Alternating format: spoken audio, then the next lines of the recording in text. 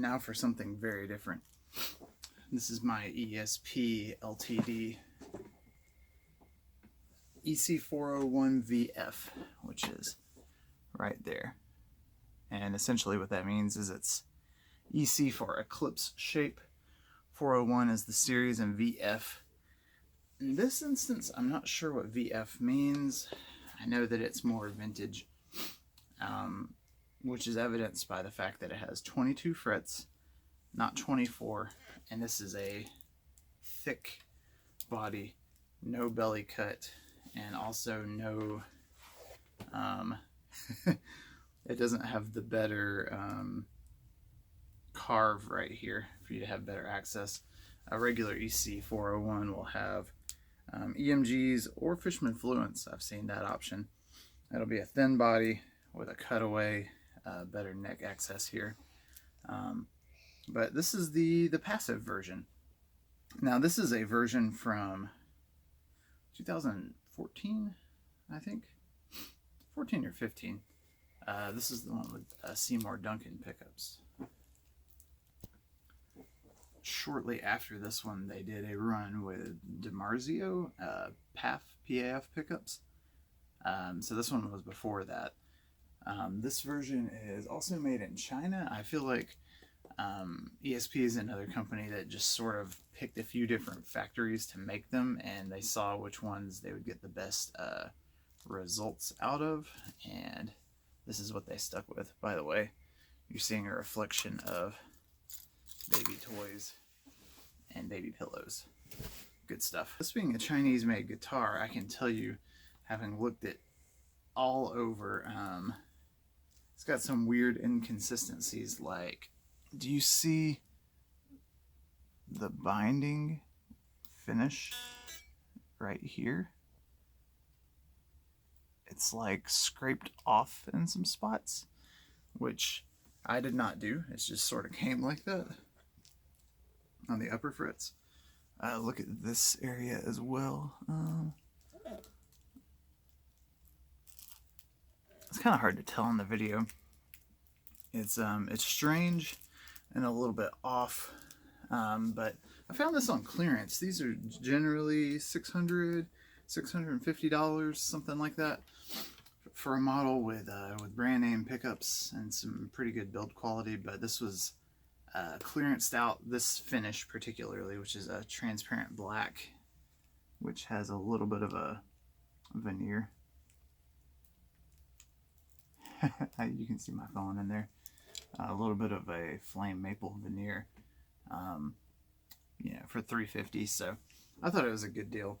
I also decided that since I got such a good deal on it, that I would mod it, and this was one of the first instruments I modded at all, even before my basses. So I don't know if you can see the Babix bridge here. I don't like that they stamped this. It's a little bit obnoxious, but this is what I really wanted to go for. So these are individually adjustable in height and intonation, and it's got like a little cam in it where when you adjust it, it literally spins and lowers the string, as opposed to you having to raise or lower each side of a Tune-o-matic.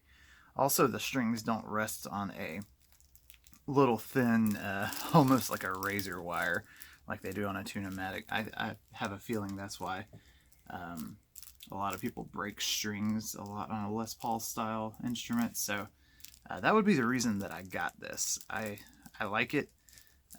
It's a little pricey. I think it was about like $100, so I don't think it's worth that per se. But at the time I started buying these parts, I could afford it more so than I can now.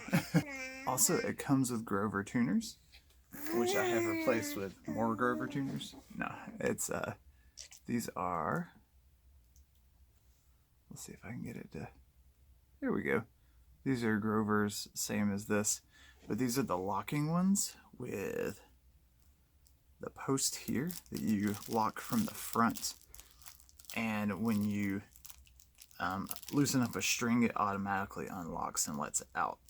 So you spin this to a certain position, and then as you tune it up, it locks instead of you locking it from the back. I saw a buddy with these on his guitar, and I thought they were cool. And I thought that they would go in without having to mod anything here, but you can still see my old screw holes from the old Grovers. These screw in at the bottom here. Let me see if I can get that to zoom in. There we go.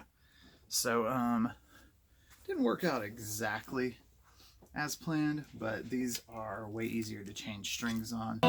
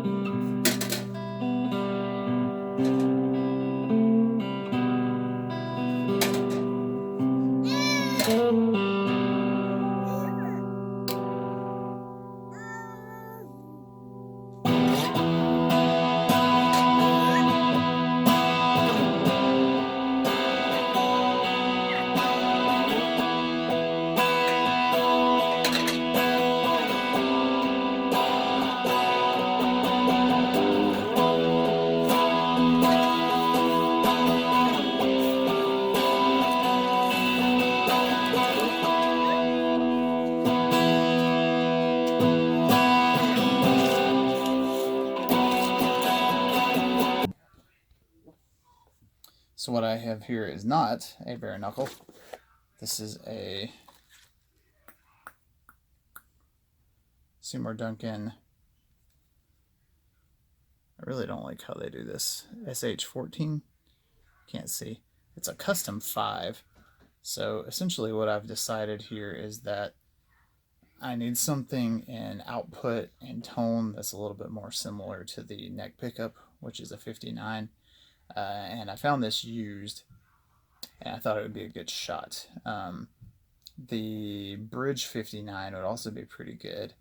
I wanted something with some brightness, not a whole lot of mids. That's the main thing, is the mids of the JB are nice, but the 59 doesn't have a lot of mids at all. So when you flip the switch, you have a sharp change in tone. This will get me a little bit closer. It'll be louder than the 59, but similar in tone.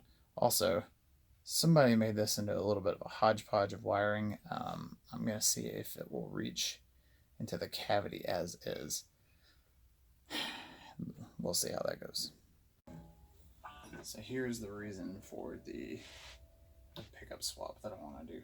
So we're going to go with neck, dial back the tone, fingers.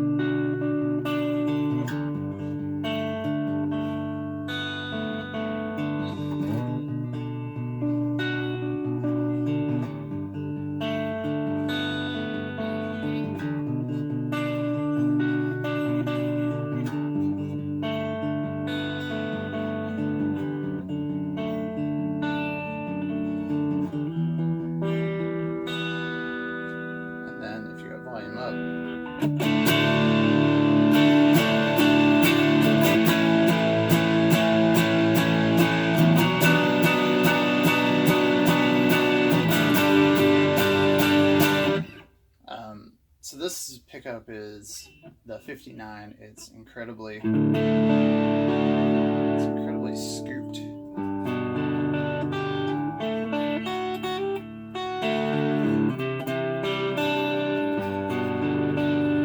I thought it sounded really dull, but it just doesn't have a lot of mids. It's got some pretty decent treble, actually.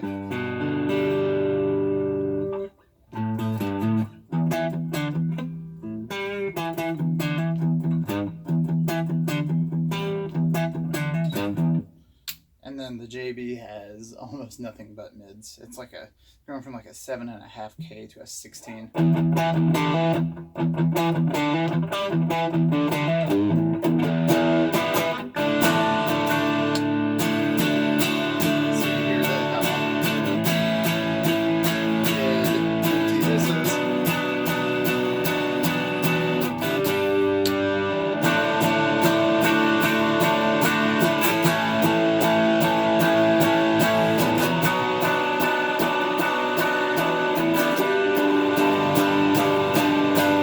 Let's go.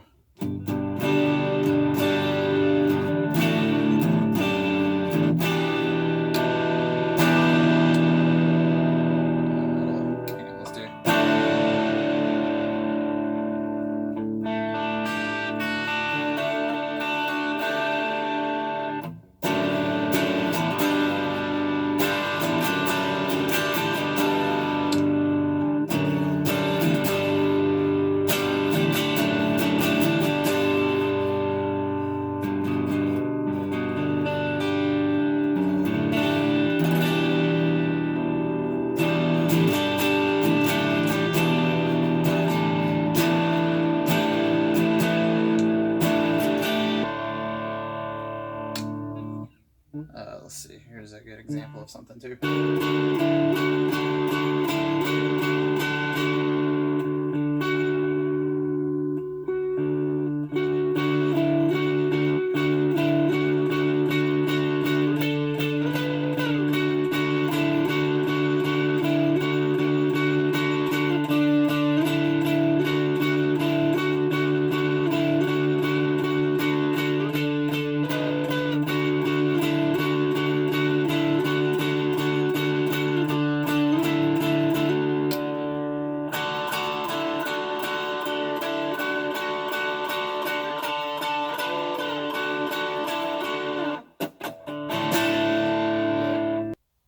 Despite my immense dislike for soldering and wiring, I want to give this a go because I'm replacing one pickup, the bridge pickup, which would be this, where the wires are going to this volume pot. I believe what's happening here is that you've got the green for the signal to here, the black and the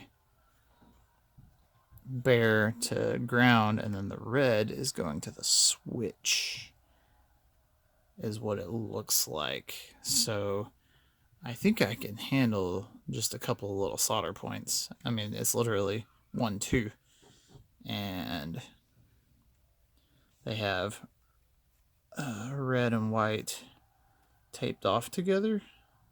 Yeah, red and white are taped together in here, so they are more or less like soldered together. Yeah, I mean, that looks like all that would be required for me to swap out the bridge pickup.